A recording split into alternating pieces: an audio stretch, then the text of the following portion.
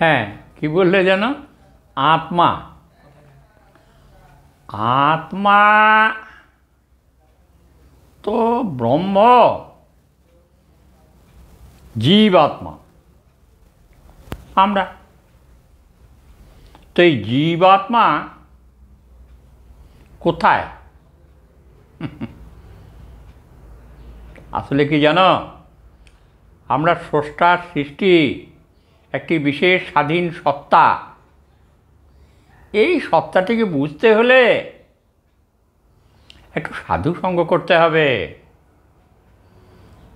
চায়ে চিনি থাকে, তো চিনিটা কি আর দেখতে পাওয়া যায়? তার স্বাদ বুঝতে হয় চাটা খেয়ে।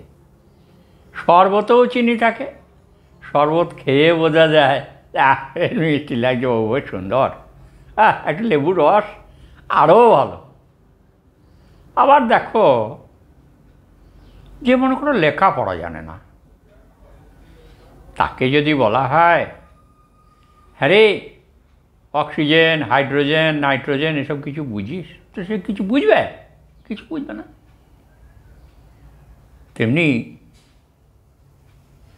এই জ্ঞান, আত্মা, পরমাত্মা এইসব কি আর সাধারণ মানুষ কিছু বুঝতে পারে? নামটাই শুনেছে।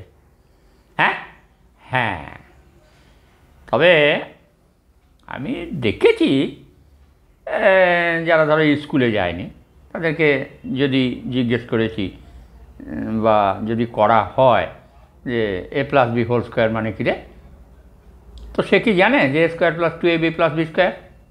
বলতে পারবে না, বা সে কিছু বুঝবেই না আমি কি বললাম।